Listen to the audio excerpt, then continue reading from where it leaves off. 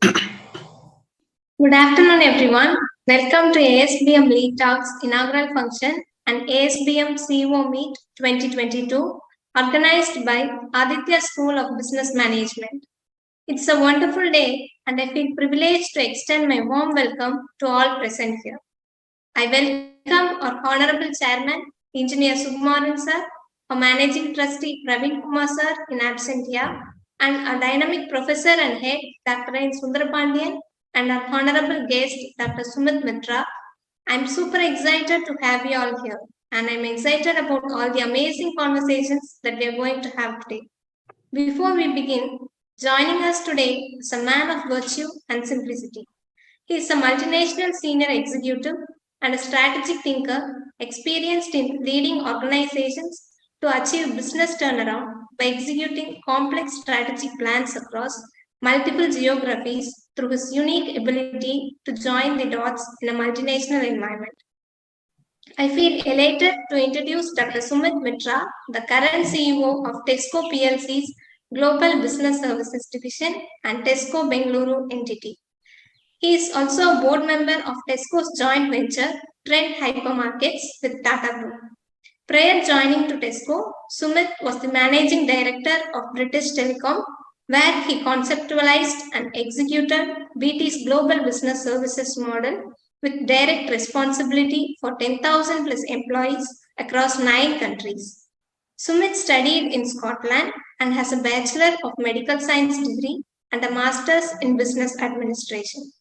He has completed the Global Strategic Management Program from Harvard School in Boston and has received an honorary doctorate in Management Excellence. Apart from management, he loves sports and he holds a cricket coaching diploma from the England and Wales Cricket Board and is an expert in martial arts. The more humble and transparent a leader is, the more effective he will be. Sumit is that leader who's passionate about employer branding, people, and helping teams succeed by leading and creating a culture that inspires people to strive for excellence. It's really nice to have you here, sir. Thanks for sparing your time with us. Pleasure, Angel, and thank you very much for the introduction. Appreciate it. Yeah, along with Angel, I would like to welcome you, Smith, for this wonderful occasion as the first lead stock of ASBM. And we couldn't get our chairman, Engineer Sugumaran, and our managing trustee, Mr. Praveen Kumar, here due to some health reasons.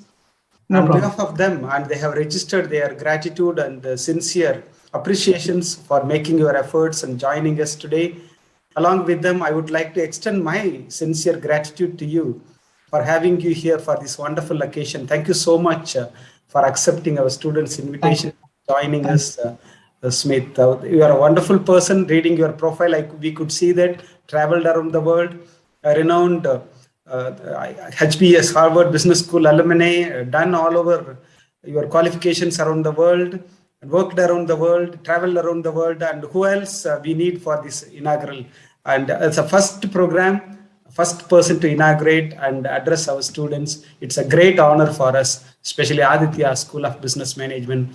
Once again, we welcome you, sir, and we leave it to you to start with just saying few words, then our students could start with questions. Thank you very much. Look, first of all, it's a great pleasure and an honor to be here today to talk to the students.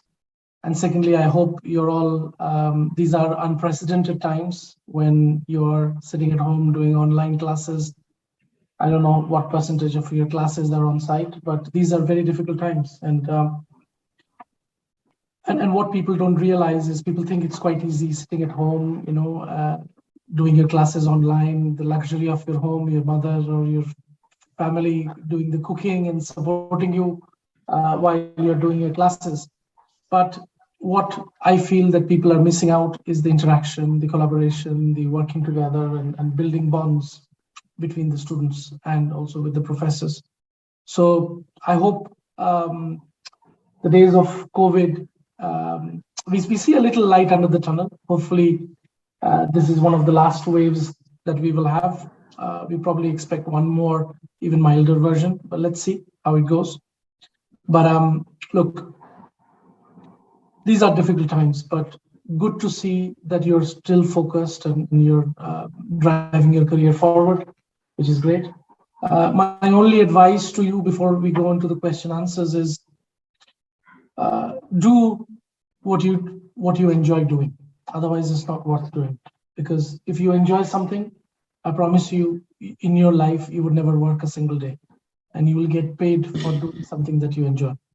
So, look, focus on your career. Variety is the spice of life. Add variety to your CV. Add variety to your skills, knowledge, and attributes that you bring into the table. And nothing is impossible for you. Okay, with this, I'll open up for your questions. Greetings, sir. It's afternoon here. So can I ask the first question, sir? Please do. So, sir, can you please share about your early life experience? Life experience. Okay, so I'll go a little deeper. I was born in Calcutta. My parents got separated because of dowry reasons when I was very, very young. I was probably 6, 7 years old, 8 years old, and in the 80s, as you can imagine, it's a big issue.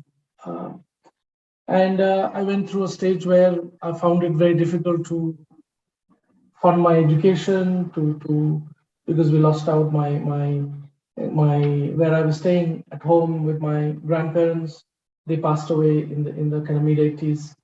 That created a lot of issue. And I managed to get some scholarships, part scholarships to go to Scotland, where I did my education. Those of you who don't know, I studied medicine and I did a degree in medical sciences. And while I was doing that, I was sending some money back home to support my family. Because sometimes people looking at me think that I was born with a silver spoon in my mouth. I was actually from quite a well-to-do family, but then things change in your life. Anyway, so I did my medical sciences, and then I realized that medicine wasn't for me. I wanted to complete the degree and do something different. I actually, in fact, wanted to go into hospital management, and did my MBA from Scotland and went into hospital management. I applied for 56 different jobs, didn't get any. So I had to come up with a plan B to say, what the hell am I going to do? So then what happened was I got an opportunity to work as a call center agent. Imagine passing medicine, completing an MBA, and then working in a call center. I just needed some time to think through. And then while I was working in a call center, it was run by a company called British Telecoms, which is a big British giant. And 3-4 months in, I realized that there was a great opportunity to apply in BT through the MBA fast track program. And that's what I did. And yeah, the rest is history. Hopefully that answers your question. Thank you, sir. Thank you.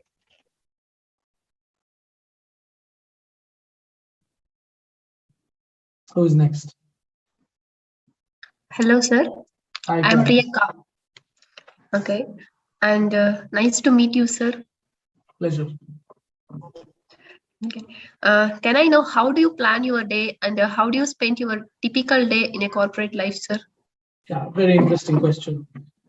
Look, the world is changed now, and one of the things I believe is when you do a role like I do across multiple geographies and managing multiple functions, it's really important that you get yourself into a discipline. I see a lot of people, a lot of youngsters, in fact, as they get up in the morning, 10 minutes before their call or their meeting, and they sit with their pajamas on and start their day. I don't believe in that. I really believe in dividing my work-life balance very clearly. What I mean by that is some people think it's great to, when you're working from home especially, it's really good to do long hours, but have lots of breaks in the middle so that you can do different household stuff. that works for certain people. It doesn't work for me, because then what you're doing is you're concentrating on something, you're having a break, going away, doing something else, then coming back and rethinking what you were planning to do. I feel I'm at my productive best if I bring it all together and crunch it together. So typically when I was in office and now at work, I work exactly the same way. I get up in the morning, I do my exercise, because one of the most fundamental thing is I'm no good to anybody if I'm not physically and mentally fit. Because my whole organization, 5,000-6,000 of them, they look up to me for inspiration. And if I look really miserable and I'm not my full self and I'm really boring you to death, then I don't inspire anyone, right? So I have to come with the same energy in my first meeting and same energy in my last meeting, because I have to lead by example. So I get up in the morning, I do my exercise. I have a dog, so I take the dog for a walk. I walk around 4 or 5 kilometers. Then I do some exercises, do a little bit of, so as you know, I've done martial arts. So I do a little bit of practice. So we do a lot of what we call kato. So we do a lot of katos. And then I focus on my work. And then I start work around 8:30. And then I work straight through to about 11:30. I might have a cup of coffee at 11:30, have a 10-15 minute break. And then I work straight through to lunch. And then I continue my work till about 5:30. So I made myself a discipline that I will not work beyond 5:30. I then have a break again, and then I take my dog out for a walk again. So from 5:30 to 6:30, I walk my dog. And then it's about family time. I spend time with my family. I make sure my children get my support from their education perspective. I make sure my wife gets my time, etc., etc. So everybody gets my time. And then if I do need to, sometimes I don't, and it's my choice. If I want to log in around 10 o'clock at night just to check a couple of emails, I do. If I don't, I don't. It depends on how I'm feeling. And then I go to bed around 11:30, 12. I feel I need about 6.5 to 7 hours sleep. If I don't get that, then I'm not ready and energized for the next day. Discipline is really key. You know, how you manage your meetings, how you timetable yourself. My diary is set for the next 3-4 weeks. So I know exactly what's coming, how to deal with it, how do I prepare for it. And that makes you more efficient. It's not about hard working. Forget the concept of hard working. Hard working is very old school thought. It's about effective working. So even if I can work 6 hours and do more than somebody's doing 12 hours. That's what's important. And how do you keep your brain? Brain is what I call it, it's a hard drive, right? And it has a certain memory space. So if you keep putting stuff and keep cluttering your brain, you can't do things. So you need to declutter your brain, think, and to think that you need your sleep, you need your exercise, you need to feel fresh, and that's when you can think straight. Does that make sense? Yes, sir. That's very impressive, sir. Thank you. Thank you. Who's next? Hello, sir. So Hi. being in British Telecom for 16 over years, what made you shift to Tesco, sir? Tell us about your Tesco career decision. Great question. So look, I joined through the MBA fast track program in BT. And I'll tell you a little story. When I think I was 1.5 weeks into BT, I was still thinking, okay, did I made a mistake in leaving medicine? Should I go back and being a doctor? Am I in the wrong place? Oh my God, I want to do hospital management. I didn't do it. I'm in a telecom space with technology. What the hell am I doing? You know, those thoughts were sitting in my head. And then I said to myself, I looked myself in the mirror and said, if I am working in a corporate, I want to be a CEO. If I don't be, what's the point in being a mediocre person? Either I be a CEO or I don't do this at all. I have no idea how CEOs do, what they do, what they work, because I've never worked in a business environment, right? So I've always, I was in medicine. So I wrote to my group CEO, would you believe? It was maddest thing I've ever done. I wrote to the group CEO and I said, I want to job shadow you for a day to understand what you do. He didn't respond.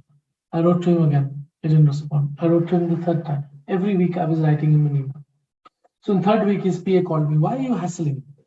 I said, look, I want to know what he does. He said, what for?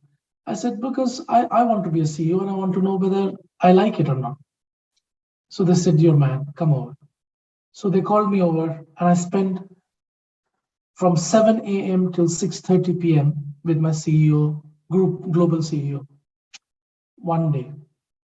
And it was the most fascinating time of my life to learn how he's multi-skilling and multi-rolling himself, putting different hats on. It was crazy. And then when I was having my last one-to-one with him, I asked him, I said, how do I become a CEO? He said to me, there's two ways of doing it. One, you become a subject matter expert in a particular field. For example, if you look at Sundar Pichai, he's a technologist. He made a name for himself in technology. And then you become a world-class specialist in a particular domain, or you become jack of all trade. You do a little bit of everything. So I thought, okay, I'll build my career on knowing a little bit of everything. So every 16 to 18 months, I moved roles. I didn't ask for a pay rise. I didn't ask for a promotion. I just moved roles. I've done sales, I've done marketing, I've done HR, I've done finance, I've done procurement, I've done commercial contract management. So I kept doing different roles every 6 months. The first 7 years of my career in BT, I got promoted once. And my salary went up by 20-odd%, that's all, in 7 years. And in my last 7 years in BT, I got promoted 11 times. And because of the knowledge I had of the business, because I moved on around, people appreciated me. I did what I needed to do. I was one of the youngest managing directors in a FTSE top 20 company. I was the first ethnic minority to sit on the as a managing director in BT. I did a number of things, and it was great. When I say ethnic minority, I'm Indian origin. It was brilliant, and I did a number of things. I was part of group strategy as a group strategy director. I conceptualized GBS, saved almost £500 million for BT. And then my boss, who was the CFO of the business, he was retiring. And I said to myself, I worked with him for 5 years. I've done a lot. What's next? And BT was ever so helpful. They said, look, you're one of our talent, and we will help you. And we will help you, groom you to get to the board level one day. We will support you. And then I thought, what if I put all my eggs in one basket? And in 6 years' time, I don't sit on the board or don't get promoted or nothing happens for me in BT. Then it'll be 20, 21 years in BT. And that's a long time in a company. And I may not be marketable anymore. So while I was thinking through that, Tesco has been approaching me for a while to build what I built for BT. And there were a number of other telecoms companies who were after my life. It would have been easy for me to go into a telecoms company because I understood telecoms very well, but my learning would have stopped. It would have been more of the same in another telecoms company. So I wanted to go into a completely different domain, which was retail, and learn about retail. And it's probably one of the best moves I've ever made in my life. Tesco is a wonderful company, very values-led company. And my personal values and Tesco's values just was a match made in heaven. And I enjoy what I do as the CEO of Global Business Services. And it's been a fantastic journey so far. So hopefully that gives you a little flavor of how I came into Tesco. Thank you. Hello, sir. Hello. I'm Ashik Ayub. Hi, Ashik. Thank you for being a part of this bewildering event. So, can I have a question to you, sir? Please do, fire away. Sir, can you please share about your leadership mantra and what kind of leadership style that you follow? Sorry, you broke up a little bit. I think your question was, what is my leadership mantra? And the second Yes. one is, second one was? What kind of leadership style that you follow? Strength that I have. Okay. All right. Look, first of all, let me tell you about my leadership mantra. I'm not the smartest one on the planet. Neither am I really clever. Neither am I the bravest person on the planet, right? I have never taught my class on anything. You guys have far more brain horsepower than I have ever had. My teacher always used to write in my report, is capable of better results if he stops his sporting activities. So, I was always capable of better results. But MBA, I did well. I got a first class in my MBA. But other than that, I've never got anything. But there is one mantra I always believed in my life is life's battles are not won by the bravest, cleverest, or the smartest. It's won by people who believe they can win. You have to believe that you can win. If you have the right attitude, you can win anything. You can beat anything. Nothing is impossible for you. It's not about being the cleverest or the smartest. I mean, there are people who used to top my class, no idea where they are now, but I'm doing all right because I had the determination to win. So that's kind of one. Look, leadership, I always say there is nothing called a manager. It's about leadership. Leadership, if there is a one common denominator across anything, whether it's your family, whether it's your business, whether it's your job, whether it's whether you're playing sports, only thing that is common in your life is leadership. And leadership, there are lots of definitions of leadership, right? Leadership is people who creates the vision. You take out a leadership book, different people will talk about different leadership styles. I remember in MBA, I used to have a thick book about this size on leadership.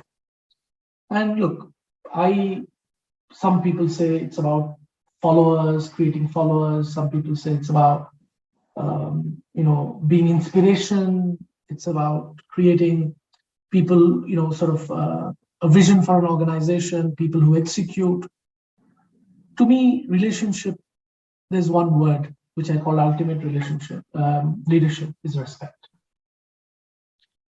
You create respect for what you do, and you create respect not because of your position. You don't respect me because I sit in this chair. You respect me because who I am as a person. And that's more important than anything else.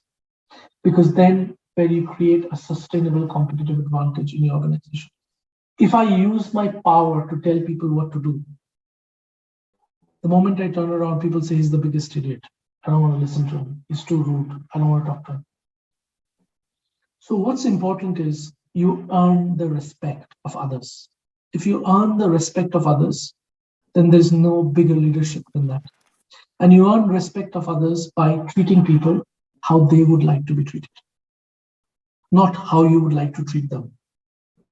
Because different people are different. They come from different background, different family, different religion, different culture, different caste, different creed.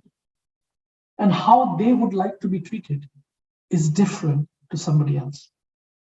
So as long as you can adopt and adapt your leadership style to treat people how they would like to be treated, you will earn the respect.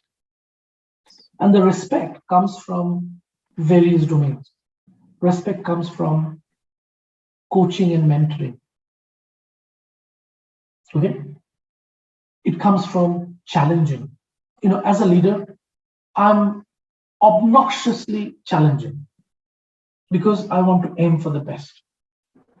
Mediocrity knows nothing above itself, but a talent immediately recognizes its limits.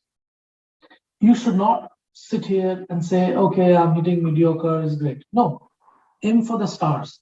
If you aim for the stars, you can end up on the top of a coconut tree. If you aim for a coconut tree, you'll be standing in the grass. So aim high. But if I force people to aim high, it will create panic and anxiety. People will think, oh my goodness, we can't hit this. This is too much. But in the same breath, if you provide them with support and say, take risks, but if you fail, I'm there to catch you. I'm here to coach you and support you. Make mistakes, but don't make repeat mistakes. Make mistakes, we will support you. But if you do too much support, people get into a comfort zone. People think, it doesn't matter. If I don't do, he'll support me anyway. So the balance of stretching and aiming high and providing the support has to be balanced. And that to me is true leadership. And the final dimension of creating respect is creating energy. Imagine if I came into this meeting and I've been speaking to you like this and without any energy, how would you feel? If I look at the same way and talk to you in this monotonous tone, you'll be like, my goodness. But you need to create energy. To create the energy, you have to have passion. And the reason I'm here today is because I want to influence your lives. That's why I'm here. I didn't wake up in the morning thinking, let's waste 1 hour of my life to talk to a bunch of students. If I did that, I wouldn't have the passion to talk to you. So that passion creates energy, and that energy creates respect, and that along with aiming high and supporting. Does that make sense? Sir, thank you, sir. You're welcome. Who is next? Hi, sir. I am Sabari Inigo, Hi. and my question is, being a CEO, how proud are you, and what are the benefits you enjoyed? My goodness. As I said in the beginning, right? If you enjoy what you do, if you love and passionate about what you do, you don't work a single day in your life. I don't think I'm working. I haven't worked a single day at Tesco. I get up in the morning and I feel, honestly, butterflies in my stomach because I'm going to log in and do something different today. If you're passionate about it, if you enjoy what you're doing, you get paid for it. It's like being a footballer or a cricketer. Yeah, they're playing their passion, they're scoring runs, they enjoy what they're doing. They always wanted to play cricket and getting paid for it. Right? So for me, I enjoy what I do. The day I will stop enjoying, I will leave Tesco. Right? That's the important piece. Now, what do I enjoy the most? Look, if people say, oh, Sumit, you've been very successful being a CEO. I'm not being successful. Because success is a journey, not a destination. I haven't reached my destination yet. I don't think, because I stretch myself and I aim really high. So I don't think I'll ever reach my destination. But life is a journey. We all have to take this journey. So what's the point in being upset, depressed about a journey that you have to take? Unless you're a billionaire and you don't need to work and you won the lottery. We all have to earn money to feed our family. So I might as well do something that I enjoy the most and get paid for it. So enjoy the journey, enjoy every moment, enjoy every second of the life that you're leading. We too often moan about what we don't have. As a CEO, you ask me, what privilege do I get as a CEO, right? Yes. I get up in the morning and I look above me and I see I've got a roof over my head. I'm grateful that I have a roof over my head. I go down in the kitchen and open my fridge. My fridge is full of food.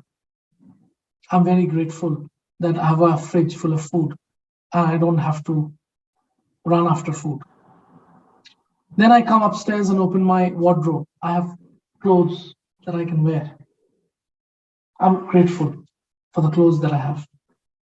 I go out, I have a car sitting outside my house, which I can sit on and go to work.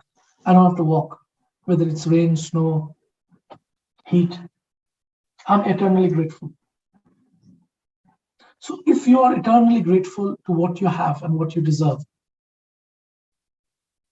that's all you should worry about.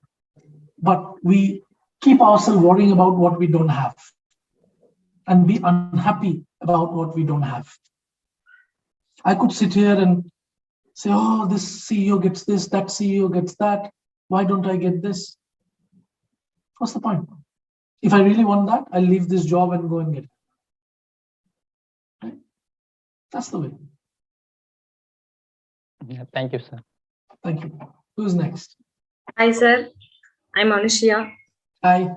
Nice to meet you, sir. Nice to meet you too. If one thing you are most proud of Tesco, what it would be, sir? Yeah, the most proud of is we came in top 25 best company to work for in India. I'm incredibly proud of that. And we are a small company. There's only 5,000 people. And there are Tatas and, Mahindras and Reliances. And there's so many big companies with so many hundreds and thousands of people. We're a small company with 5,000. To be in the top 25, best place to work for in India, I'm incredibly proud.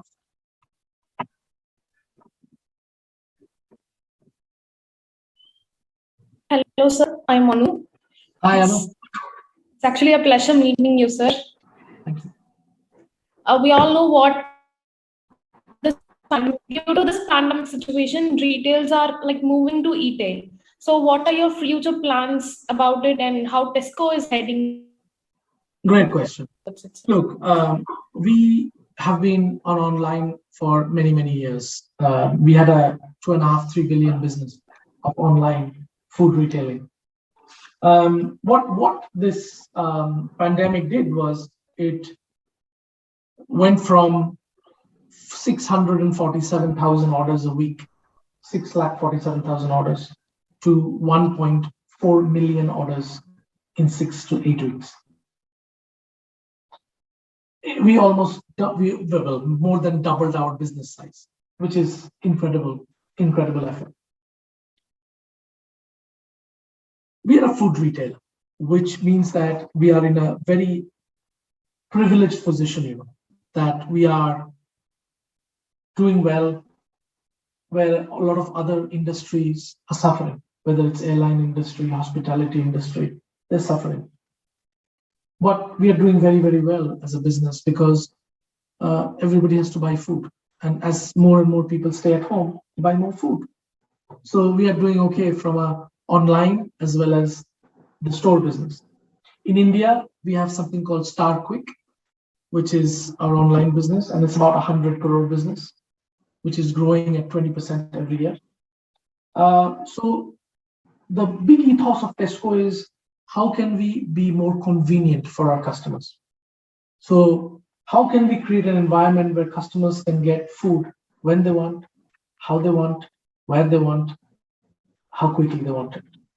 We even started something called Whoosh, where customer can get an order within half an hour. We are doing something called Gorilla, where if you want to order a chocolate, you can get it delivered to your office or you can get it to your home. If you want to order one banana, you can get it. So how can we make food readily available to our customers when they want, how they want? So that's the motto we are going in. With 1.5 million orders a week, we are the largest online food retailer in Europe.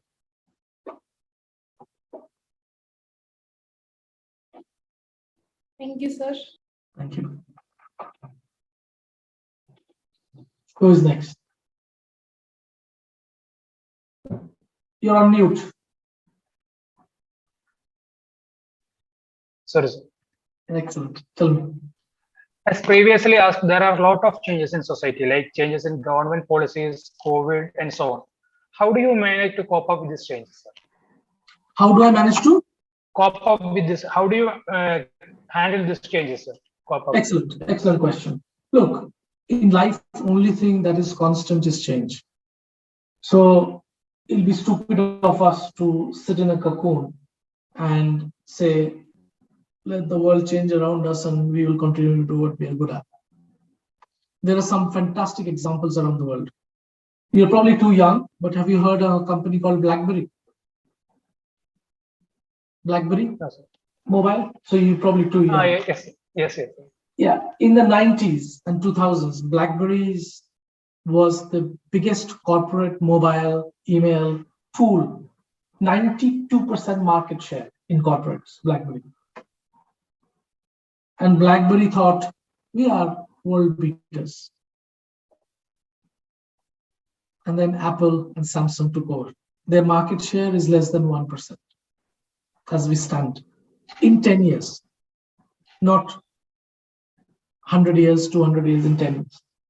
Nokia, 72% market share of phone. I still remember my 3310i that I used to use. Nokia, every man and their dog had a Nokia. Everybody around the world had a Nokia.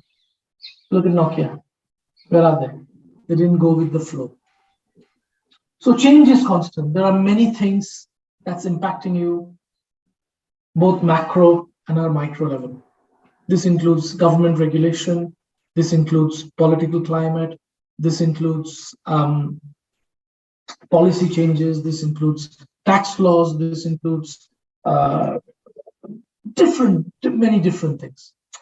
And now the latest is, as McKinsey calls it, the Great Indian Resignation.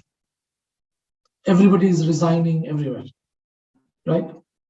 People suddenly fed up sitting at home thinking change is good, so I'll change my company. A lot of companies are scared and worried about this change, that everybody's leaving. What's going to happen? Who's going to do our work? And we have to pay more to get the same resource. What's happening? I don't believe in that. I believe that if you listen to your employees, if you plan the change, what's happening around you, you don't sit there idle and say, we're not going to do anything. We're going to do something. You can change the great attrition to great retention.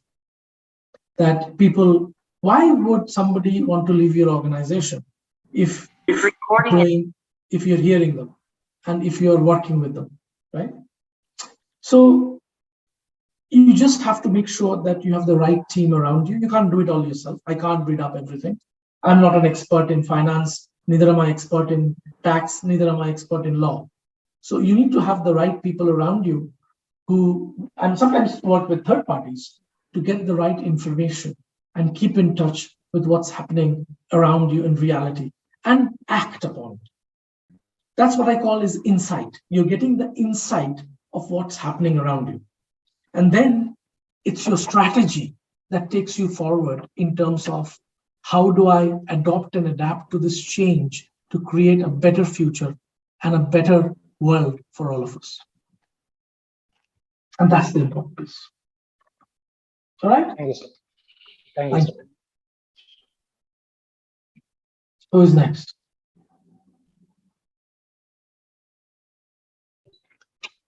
Sir, being a global leader and Bangalore is a cosmopolitan environment, so how do you manage workplace diversity? Great question. Look, there's a lot of talk about diversity. I don't talk about diversity. I talk about inclusivity and creating an equal opportunity for all. I'll give you the example and difference between diversity and inclusivity.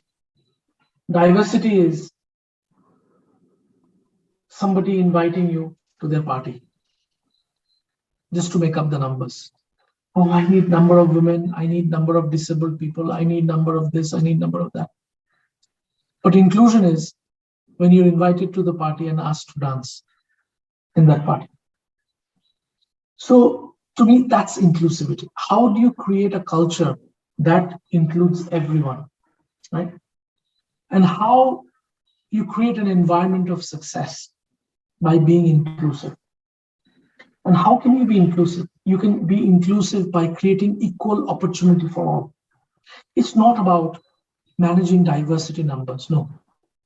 It's about, is every single person in your organization has the equal opportunity to succeed? That's the important piece. It doesn't matter whether you're man, woman, gay, lesbian, doesn't matter who you are. Doesn't matter which religion you come from. Doesn't matter which part of India you come from. Have my organization created the right environment which creates equal opportunity for all. Can you grow as fast as me, provided you have the same intellectual horsepower as I have, same work ethics? If everything is equal, can both people grow together? That's the important piece. How do you build that? And for me, my focus is not on diversity. 48% of our colleagues are women. We hire disabled people. We promote LGBTQ plus support, etc. All this stuff is there. That's a given. You have no right to run a modern organization if you are not a diverse and inclusive organization. But the question that I ask myself every day is, am I creating equal opportunity for all?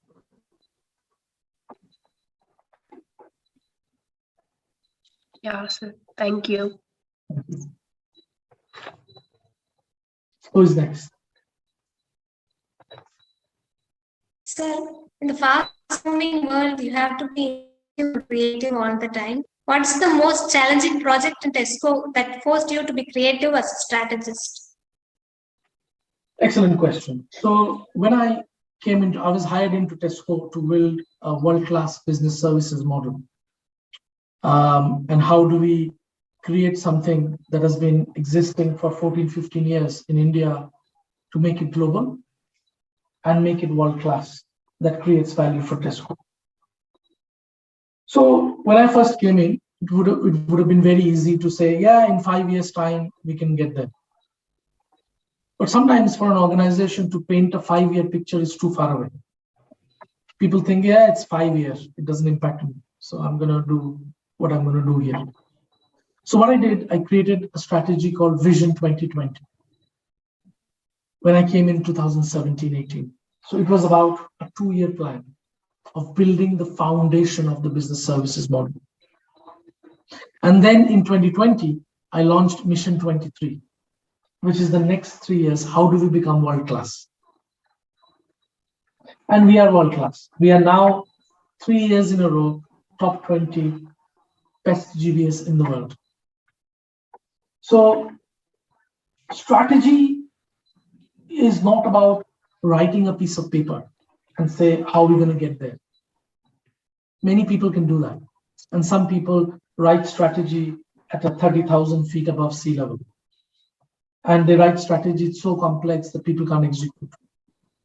Strategy is only good if it can be executed. And 65% of strategy fails because strategy only sits at the top table.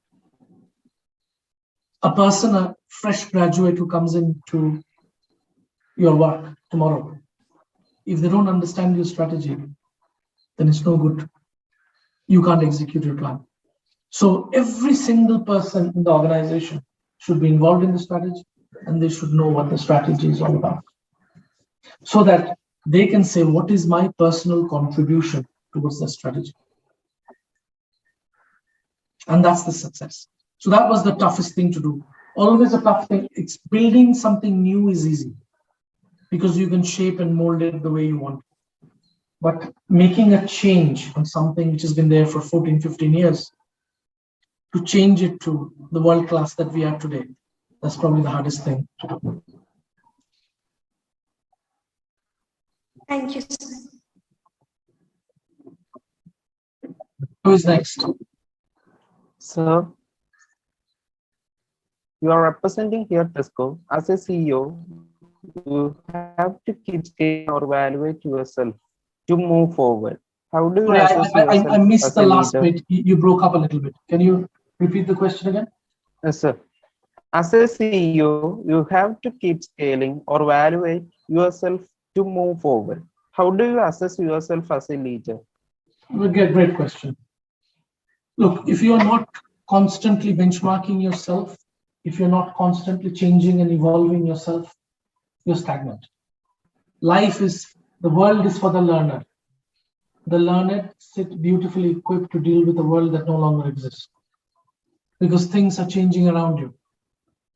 So if you don't adopt and adapt, So Christmas is a great time for me, actually. So I always take a week off during Christmas and New Year, where I rethink, how can I be different? How can I not be a one-trick pony? How do I change myself? How do I adopt and adapt to this new world? How can I be different as a leader? So every year I add something new to my portfolio to make me slightly different every year. Because otherwise you bring in a bit of monotony in your leadership style. And people think, oh, it's the same old Sumit. How can he be different? And I also learn from others. But most importantly, I learn what not to do. Because today, if I try and be Sundar Pichai or Satya Nadella or Indra Nooyi, I can't be. Because they are different people. Their circumstances are different. I am different. I have some strengths, hopefully they don't have. And they have many strengths I don't have. So if I try and copy them, I'll be a very bad copy version of who they are. So I would rather be who I am as a person and show my genuinity as a human being rather than trying to copy somebody else. And second piece here is, if I learn from others what not to do, then I can add a new way of working. I always look at leaders and think, why did they behave like that?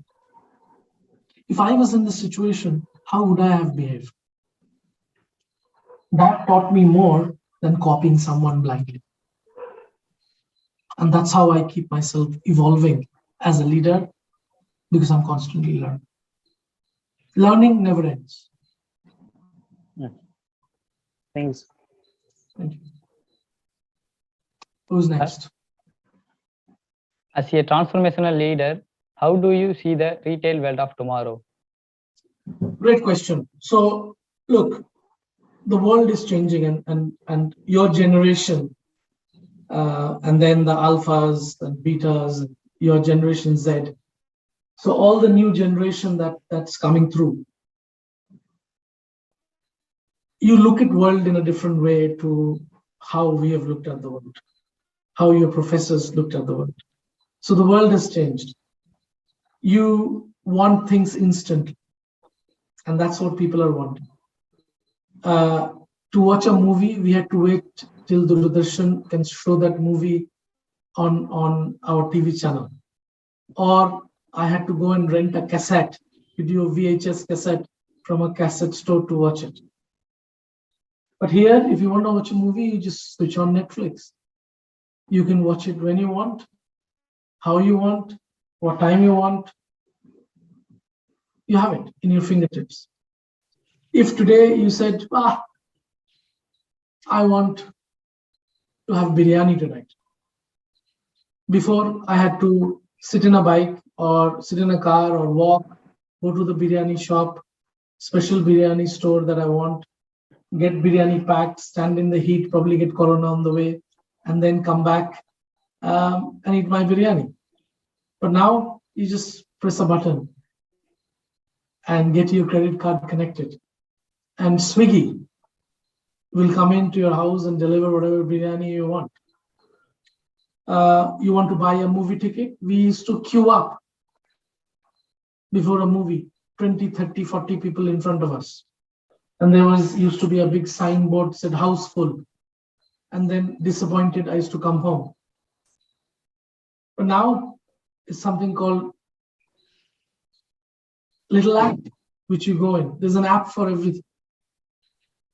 You can book whatever you want. So you guys are spoiled for choice. And that's where the retail is shaping. If I want to buy a pair of jeans, I will have to go to a shop, sit in a car, sit on a bus, go to the shop, touch and feel, buy it. You've got something called Amazon. Something called Myntra. You've got a number of things that you can go in and get whatever you want at a fingertip. So the retail world has completely changed because customer now demands If I want to go to physical store and touch fresh fish or chicken or mutton or vegetable, it's my choice. If I want to order it online, I want to order it online. If I want it in 10 minutes and I just want to have a banana, I'm craving for a banana, I should get a banana. And that's the future of retail. Right first time, on time, every time, everywhere in the world. Nothing less will do. And customer demanding whenever they want, how they want, wherever they want, whatever time they want, how they want it. They get it. That's future of retail, nothing else. So would you still need stores? Yes, because customers still, there is demand to go to stores. Some people don't want to use app. They want to touch and feel. I never buy any clothes online. I love. So for my type of boring shoppers, there needs to be some stores where I can go in and I enjoy the pleasure of going around and shopping. But there are certain things I've forgotten to get from the shop, I might order online. Medicine I buy online. Certain things I buy online. So it's about giving the customer the choice. And that's the future of it. And how you can personalize it. So for example, I'm going online. You know I'm a vegetarian. I buy vegetarian. Why are you showing me chicken pizza? Not interested. How can we automate the customer experience? How can we automate the customer experience so that the website recognizes me through AI ML that I am a vegetarian? I want food that is sustainable source. So please recommend those foods to me. Don't show me chicken or mutton, because that's disrespectful. That's the future of retail. Future of retail, what is our customers telling us? Customers also saying that I want to buy food from a company that is ethical. I don't want to buy, that's called ESG. I don't want to buy food from a company that's caging animals and slaughtering them in a bad way. I don't want to. I would rather pay 5% more and go to a company who's ethical. I would rather go and shop in a company who's not killing the Brazilian rainforest. People, I want to go and shop. 80% of our customers are saying that if my experience online shopping is not good, I'll abandon halfway through. I want my retailer to know me and recommend what I want. I want the retailer to be transparent. Be clear on the food to say what diet is in there, how much kilocalories is there, how much carbohydrate is there, how much fat is there. I want to know because I want to be healthy. I want to work for buy from a company that creates a sustainable world, because our planet is coming to an end if you're not careful. So that's the future of retail. Hopefully that makes sense. Thank you, sir.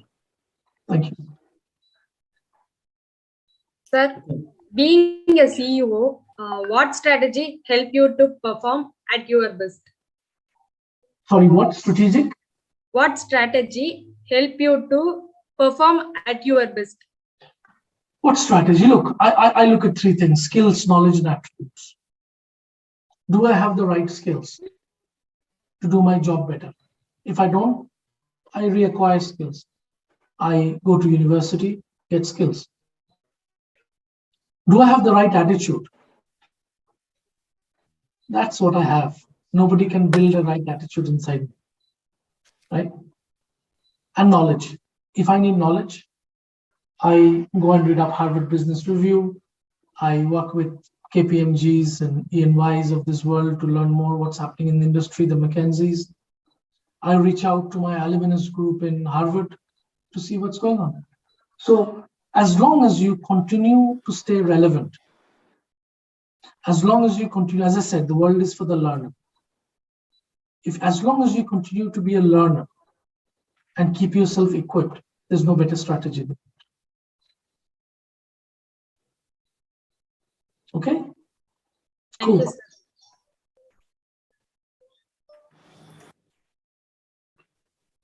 I think that completes the whole question set, I believe, and it is doubled actually the time what is given to us. That's really, I can't believe how that 1 hour went totally with its inspirational personality in front of us. Very much grateful to you, sir, first of all. No, thank you. It's a pleasure is all mine. Thank you. Yeah, and I would like to just give you that, build right attitude and equip with skills and knowledge. That's the right slogan. I think the youngsters, like our students, budding managers, should take it. Build right attitude and equip with the right skills and knowledge will take you to the heights. Along with that, have energy, continuous learning, continue to be a learner, be relevant with the skill sets, up to date with the knowledge and things like energy, learning, earning respect, interpersonal relationships, love what you do with right attitude, passionate to get well paid, discipline. Above all, that one thing, admiring statement, whichever I wanted to put it in front of in our classroom entrance, discipline makes an efficient day. It's a great lesson from our chief guest today, Sumit Mitra sir. And these are all actually the great lessons which you can't learn from any textbook. The man who practiced for decades and brought us this experience within this 1 hour, it's really tremendous, outstanding, extraordinary. I can't use any more superlatives. Just with my humble gratitude, I thank you once again, Smith sir, for hosting this and having your time with us. This 1 hour really great for our learners, our leaders, our business school. I thank you so much, Smith sir. No, thank you. The pleasure is all mine. And look, I want to take this opportunity to wish you all the very best in your future endeavors. Whatever you do, give your best shot. And I'm sure you'll all be successful. And thank you very much for hosting me today. It's been an absolute pleasure and honor to talk to you. Thank you. Thank you, sir. Thank you so much. Thank you very much. sir. Thank you, Have sir. a great day, sir. Thank you. Thank you. Thanks very much. Thank you, sir.